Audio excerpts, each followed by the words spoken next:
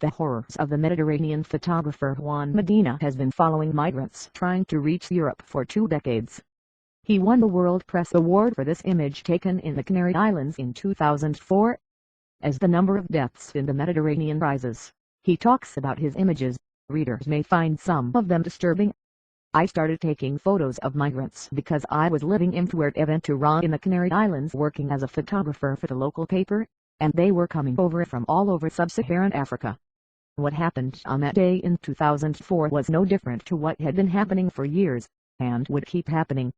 The journey across the Mediterranean is taken by a lot of people in search of a better life. At any moment boats can capsize, they can run out of gas, the motor can break down, and they're vulnerable to the cold weather. That day, the migrants were on a small boat, the Patera, full of people. They had been on board for many hours.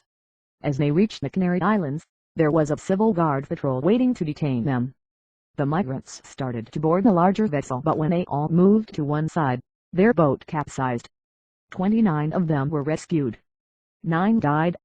The people on board were all men. Many came from Mali, some from Ivory Coast and some from Guinea. The survivors went through the usual process on their arrival. Migrants are held in a detention center for foreigners for 40 days. Then they are either put on a flight to their countries of origin, or they are flown to mainland Spain. I know what happened to 2 of the men on that boat, Isaiah and Ibrahim. I met them the day they were rescued. They are the men I photographed being pulled out of the sea. They were sent to Spain. Isaiah was taken to Valencia and Ibrahim to Murcia.